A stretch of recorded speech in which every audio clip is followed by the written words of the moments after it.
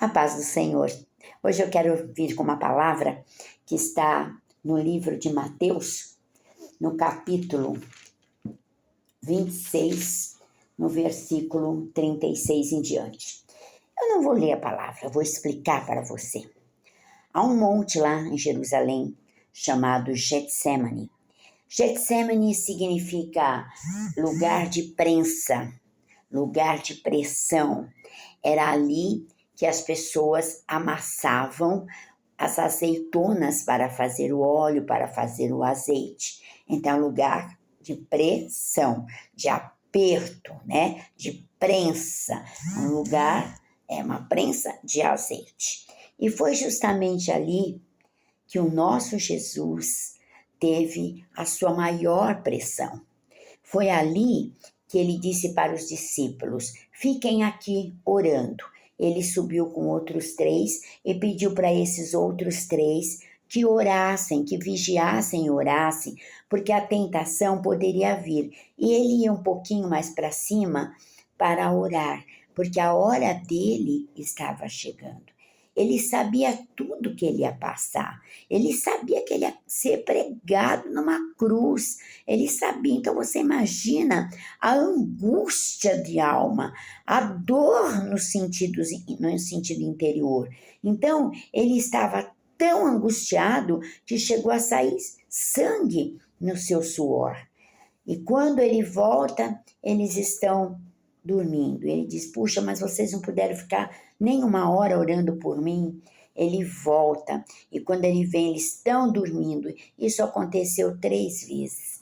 Mas a pressão dele foi tão forte, que ele sangra e ele diz: é chegada a hora. E ele chega para eles e fala: bom, agora vocês podem ficar acordados, podem dormir, porque agora chegou minha hora e não tenho o que fazer. Deus, o Pai, quer que seja assim, e eu vim para que seja assim, e assim será. E ele então, logo depois disso, ele é preso ali no Getsemane. O que eu quero falar para você é justamente sobre pressões. Quanto mais pressões nós temos mais poder. As pressões são as circunstâncias da vida.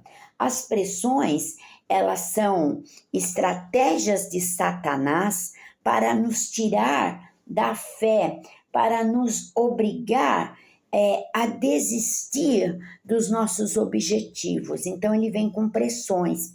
Essas pressões podem ser sutis, são aquelas que vêm em forma de conselho, normalmente com uma boa intenção. Elas podem ser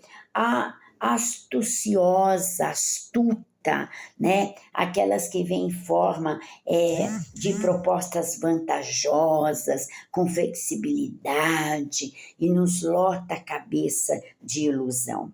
E pode ser também a ostensiva, em forma de repreensão, mas uma repreensão mais voltada para chamar atenção, entende? Eu chamo a tua atenção para chamar sua atenção para mim. Satanás faz isso. Olha só, você não está indo na igreja, por que não acontece isso, por que não acontece aquilo? Ele quer atenção para ele. Então, esses 3 tipos de pressões nós sentimos nas circunstâncias das nossas vidas, no dia a dia, quando estamos lutando por um objetivo. Acontece que Deus permite essas pressões para mostrar quem somos. Será que realmente nós estamos no Senhor? Será que realmente nós estamos dormindo como aqueles discípulos? Será que nós vamos nos deixar levar pelas pressões? Não é verdade? Agora, tem o outro lado. O poder é resultado da pressão.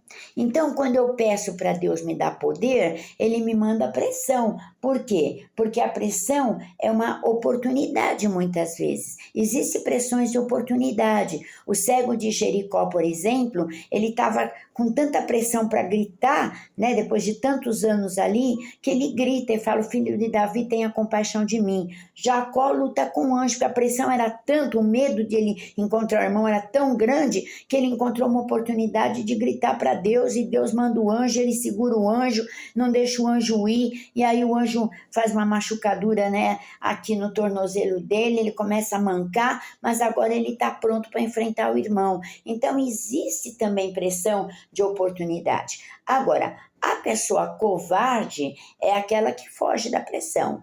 Agora, aquela que realmente é vencedora é aquela que chega até o fim, como Paulo chegou e disse com tanta categoria em 2 Timóteo 4,7: combati o bom combate, acabei a carreira e guardei a fé. Então, ele tirou poder da onde ele não tinha. E ele fala também em 2 Coríntios 12:10: quando estou fraco, é que sou forte. Então, quando você pensa que você está fraco, ou vivendo aquelas pressões, é que Deus está te dando força, é que Deus está te forjando o seu caráter, forjando sua personalidade. E no fim, você vai saber que para vencer essa pressão, você tem que viver 1 Tessalonicenses 5,17. Orar sem cessar. É o que Jesus falou para os discípulos. Orai sem cessar, para que vocês não caem em tentação. O que é a tentação? É a força da pressão. A tentação é a força da pressão. Porém, o poder, o que quer dizer o poder? O poder de Deus é o resultado da pressão. Então, enquanto a tentação é um produto da pressão, né? A tentação é o resultado da pressão. O poder é um resultado também, porque tanto pode vir a tentação, como pode vir o poder. Então, pensa nisso e aguenta firme as suas pressões. Pressões têm poder, o poder da pressão. Quanto mais pressão, mais poder. Quanto mais poder, mais pressão. E assim nós vivemos de glória em glória e de vitória em vitória. Fique com Deus, lembrando que Jesus nos une em amor.